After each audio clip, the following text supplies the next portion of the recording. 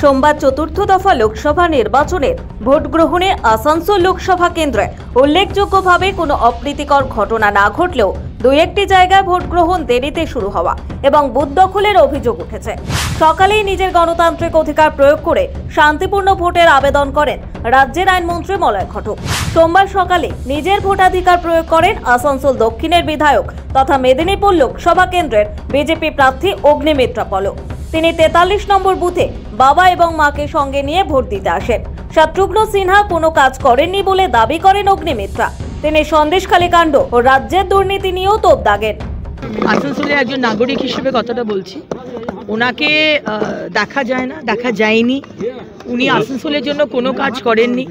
যে কাজগুলো আমি করালাম রেলওয়েকে দিয়ে, সেই কাজগুলো উনি ওনার শ্বেতপত্রতে লিখে দিয়েছেন। অবশ্য তাতে আমরা খুব একটা অবাক হই না, কারণ তার যে নেত্রী টুকলি নেত্রী তার কর্মী হবে। সুতরাং শত্রুঘ্ন সিনহা ঠিক সেইভাবেই তার অনুপ্রাণিত হয়ে তার সুপ্রিমোর তিনিও টুকলিবাজি করেছেন এবং আমার কাজগুলোকে নিজের ম্যানিফেস্টোতে লিখে দিয়েছেন, নিজের শ্বেতপত্রে। এবং একটা অবাক হয়ে গেলাম যে মানুষটা একটা কোয়েশ্চেন করলো না পার্লামেন্টে দাঁড়িয়ে। কি জানি কথা বলতে পারেন না নাকি শারীরিক অসুস্থতা জানি না, তবে একটা প্রশ্ন করেননি আসানসোলের ডেভেলপমেন্ট নিয়ে। এটা খুব খারাপ লাগলো যে মাননীয় প্রধানমন্ত্রী 10 বছরের যে কাজ এবং শত্রুঘ্ন সিনহা এবং মমতা ব্যানার্জির যে কি বলবো অপশাসন, তার এগেনস্টে আজকে আসানসোল আমি কুর্নিশ জানাই আমার সন্দেশখালীর মা বোনেদের। কালকে আসল মাদার্স ডে, মাতৃদিবস, আসল মাতৃদিবস হয়েছে এবং সেই মাদেরকে আমি কুর্নিশ জানাই যে তারা বোকাশোকা, হয়তো অশিক্ষিত, হয়তো অর্ধশিক্ষিত আমাদের সন্দেশখালীর মা বোনেরা, তারা আবার দেখিয়ে দিয়েছে যে তাদের ইজ্জত আর সম্ভ্রম নিয়ে ছেলেখেলা করবেন না।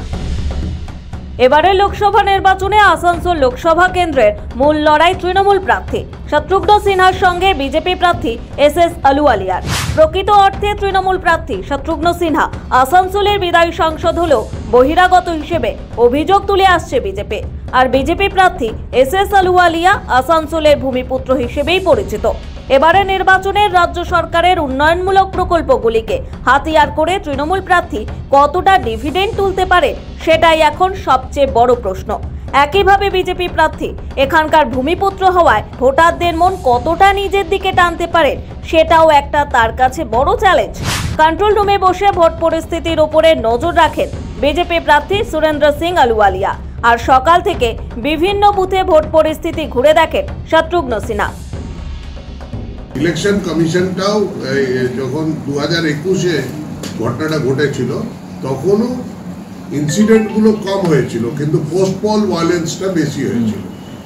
আর যখন এই আসানসোলের ক্ষেত্রে যখন বাই ইলেকশন হয়েছিল, it was a walkover, it was a free field for them because our workers were out of house. তো সেটা আলাদা। কিন্তু এখন জেনারেল ইলেকশন যেটা হচ্ছে, এটা প্রধানমন্ত্রী নির্বাচনের জন্য হচ্ছে। আর সেখানে সমস্ত মনিটরিং एजेंसी और विजिलेंट, दे आर विजिलेंट। मैं उनके लिए शुभकामना मैं कहता हूँ। कल गुरुद्वारे में मत्था टेक कर आए हैं ये हमारे माननीय प्रधानमंत्री जी।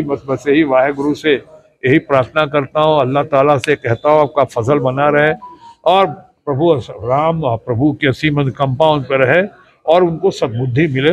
मैं यही कहता हूँ। बीजेपी इल्जाम लगा रही है कि पांडेश्वर में पोलिंग एजेंट तक को बैठने नहीं दिया गया। सर, ये जो इल्जाम लगाना है उनसे करो ना, इलेक्शन कमीशन, मुझसे क्यों कर रहे हो आप? मेरा थोड़ी डिपार्टमेंट नहीं है।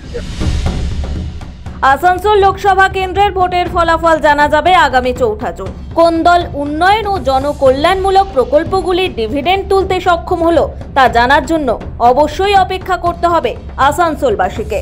আসানসোল থেকে লালু খানের রিপোর্ট, সময় কলকাতা।